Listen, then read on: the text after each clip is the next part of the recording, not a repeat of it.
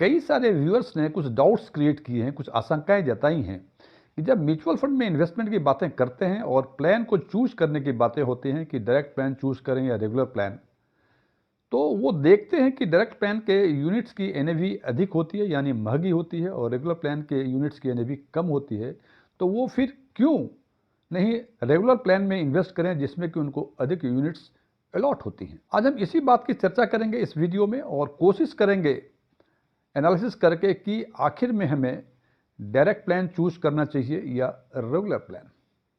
एस्ट्रॉन टैक्समैन के नए वीडियो में आपका एक बार फिर से स्वागत है। यदि इस वीडियो से आपके नॉलेज बेस में कोई वैल्यू एडिशन होता है, इसको लाइक करें, अपने फ्रेंड्स के साथ शेयर करें, कुछ कमेंट्स करें, कुछ अच्छा लगा हो ज़रूर लिखें कि ये अच्छी चीज़ें हैं। और यदि आप इस चैनल पे पहली बार विजिट कर रहे हैं, इसको सब्सक्राइब भी करें और सब्सक्रिप्शन बटन के बगल में जो बेल आइकन है उसको पुश करें और ऑल पे क्लिक करें ताकि हमारे सभी नए वीडियो की नोटिफिकेशन आपको लगातार मिलती रहे। और यदि आप नए सब्सक्राइबर हैं तो साथ ही साथ कमेंट में आप न्यू सब्सक्राइबर लिखें जिससे हमें ये पता चल सके कि आप हमारे न्यू सब्सक्राइबर हैं। मेरा नाम डीएम झा है। हमें डायरेक्ट प्लान में इन्वेस्ट करना चाहिए या रेगुलर प्लान में, इसको समझाने के लिए हमने इसमें क्लैरिटी लाने के लिए हमने एक लाइव एग्जाम्पल लिया है। और इस लाइव एग्जाम्पल में हमने bank of India small cap segment का एग्जाम्पल लिया है। इस पर आगे चर्चा करने के पहले हम बता दें, ये कोई प्रमोशनल वीडियोस नहीं है, न ही मैं किसी म्यूचुअल फंड का प्रमोशन करता हूं। ये हम रेंडमली शॉर्टलिस्ट किया है, हमने एक सेलेक्ट किया है बैंक ऑफ इंडिया के स्मॉल कैप, कोई दूसरा म्यूचुअल फंड भी हो सकता था। तो इसमें हम देखते हैं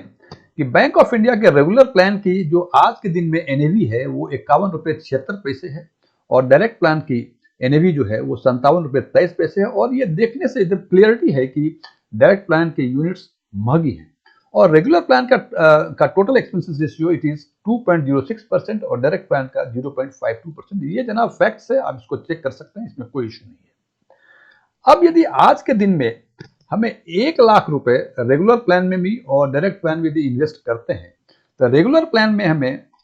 1931.99 यूनिट्स अलॉट होती हैं, जबकि डायरेक्ट प्लान में हमें 1747.33 यूनिट्स अलॉट होती हैं। इसका सिंपल है कि 1 लाख अपॉन 51.76 करेंगे तो आपको आएगा 1931.99 और 1 लाख अपॉन 57.23 यदि डिवाइड करेंगे तो ये आएगा 1747.33। तो जनाब आपको ये यूनिट्स अलॉट हो गई। दोनों ही केस में 1 लाख रुपए इन्वेस्ट किए गए हैं और ये दोनों ही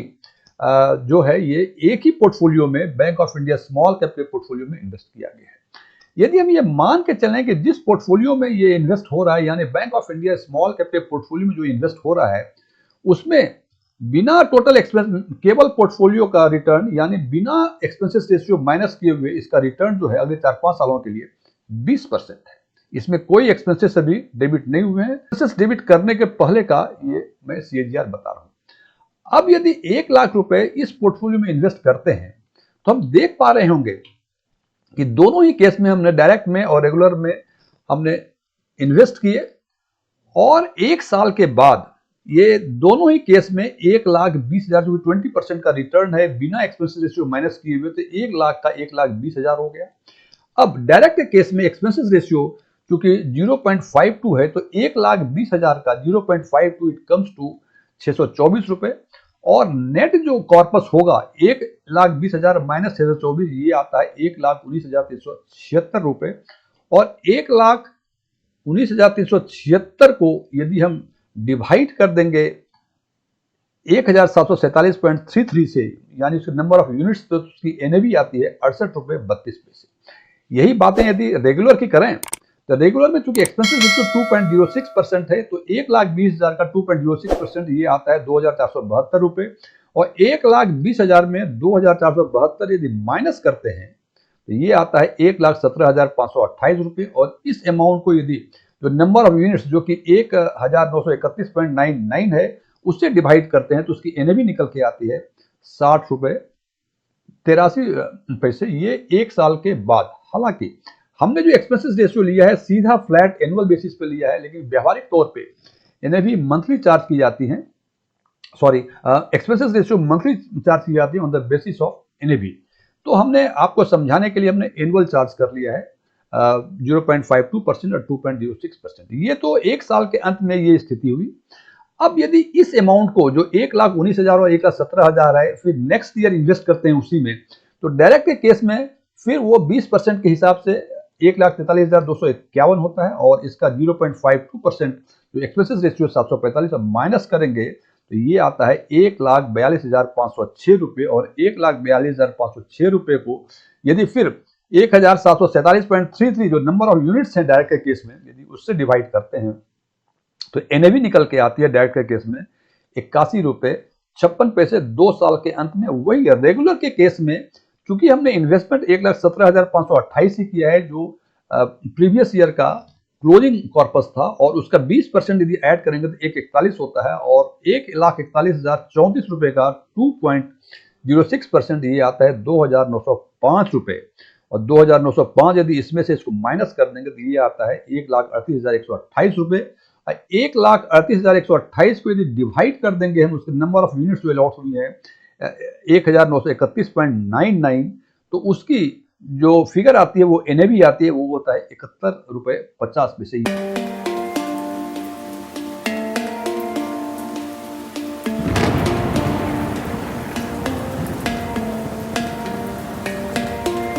यानी डायरेक्ट के केस में 2 साल के अंत में एनएवी जो है पहले एनएवी 51 रुपये 76 पैसे थी, फर्स्ट ईयर में ये हो गया 68 रुपये 32 पैसे, सॉरी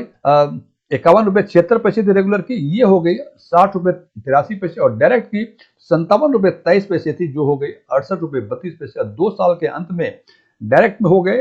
81 रुपये 56 पैसे और रेगुलर का हो गया 71 रुपये 50 पैसे। अब ये 1,42,000 और 1,38,000 ये फिर आगे चूंकि इन्वेस्टमेंट हमने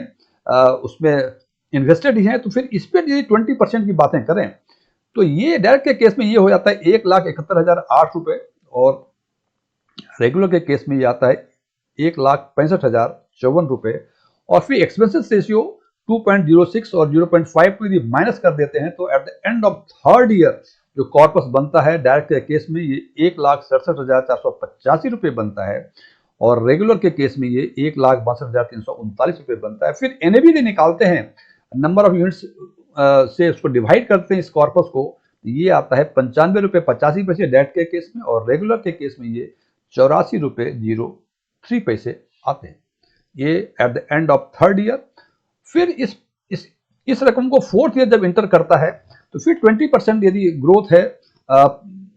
एक्सपेंसेस रेशियो माइनस किए हुए बिना तो डायरेक्ट के केस में ये अमाउंट बन जाता है 2,0982 रुपए और रेगुलर के केस में बनता है 1,94,807 रुपए। फिर एक्सपेंसेस हम माइनस करते हैं जो कॉर्पस बनता है at the end of fourth year ये 1,96,842 रुपए डायरेक्ट के केस में और रेगुलर के केस में ये 1,90,794 रुपए और फिर एनएवी यदि निकालते हैं तो 112 रुपये 65 पैसे आपको होता है डायरेक्ट के केस में और रेगुलर के केस में ये 58 रुपये 76 पैसे होते हैं। तो हमने देखा ये एग्जाम्पल दिया हमने ये 4 साल 5 साल 10 साल 20 साल हो सकता है, हमने आपको समझाने के पर्पज से हमने 4 साल का ही दिया और 4 साल में भी देखते हैं कि डायरेक्ट केस में डायरेक्ट और रेगुलर दोनों के केस में हम 1-1 लाख रुपए इन्वेस्ट किए थे तो at the end of fourth year यदि एनएवी की बातें करें डायरेक्ट केस में तो ये 57 रुपये 23 पैसे से बढ़ के 112 रुपये 65 पैसे हो गई और रेगुलर के केस में 51 रुपये 76 पैसे से बढ़ के ये 58 रुपये 76 पैसे हो गई। और यहाँ भी हम देखते हैं कि डायरेक्ट के केस में जो एनएवी है यूनिट्स की एनएवी है वो अधिक है यदि तुलना करें, अधिक है मीन्स महंगा है यदि तुलना करें उसके रेगुलर प्लान से तो। लेकिन कॉर्पस देखते हैं हम कि जनाब डायरेक्ट के केस में ये 1,96,842 रुपये बन गए और रेगुलर के केस में ये 1,90,794 रुपये बढ़ गए। तो जनाब यहाँ भी हम देखते हैं कि 4 साल में ही 1 लाख रुपए इन्वेस्ट किया हमने 20% के हिसाब से, 20% मीन्स एक्सपेंसेस रेशियो छोड़ के वो माइनस करने के पहले का फिगर यदि बात करें तो ये डिफरेंस जो है दोनों में ये करीब 6,000 के आसपास का है। जनाब इस पर निर्णय लेने के पहले कि आप डायरेक्ट प्लान ऑप्ट करें या रेगुलर प्लान, एक चीज ध्यान रखें दोनों ही केस में, एक तो एग्जाम्पल से आपको स्पष्ट हो गया, दूसरी चीज है कि जो आशंका है आपको जनाब हम यूनिट्स इन्वेस्ट नहीं करते, हम पैसे इन्वेस्ट करते हैं, सोना में करें या चांदी में करें, डिपेंड करता है कि आप किस में इन्वेस्ट कर रहे हैं और वो इन्वेस्टमेंट जो है वो ग्रो करता है ना कि यूनिट्स ग्रो करती है। यूनिट्स जो थी आपकी ये 1,931.99 पहले भी थी और बाद में भी जब यहाँ हुई यूनिट्स तो उतनी ही रही आपकी, लेकिन जो उसका वैल्यू, जो उसकी अंडरलाइंग एसेट्स हैं, वो डायरेक्ट में काफी तेजी से बढ़ी यदि तुलना करें हम रेगुलर प्लान से। तो हालांकि जैसे मैं बार बार कहता हूं कि अंतिम निर्णय आपको अपने फाइनेंशियल विजडम के हिसाब से लेना चाहिए। ये हमने कोशिश की समझाने की कि डायरेक्ट प्लान की यूनिट्स महंगे होते हुए भी उसमें ग्रोथ जो है वो रेगुलर प्लान से बेहतर है। ये केवल एक ही कारण से है कि दोनों के एक्सपेंसेस रेशियो में काफी का फर्क है। और ये जो हमने एग्जांपल दिया है bank of India small cap का, इसमें करीब 1.54% का डिफरेंस है। और ये पूरी जो 6,000 के डिफरेंस हुए 4 साल के अंत में, ये केवल 1.54% एक्सपेंसेस रेशियो के डिफरेंस के कारण ही हुए। हालांकि अंतिम निर्णय हमेशा आपका। Thank you.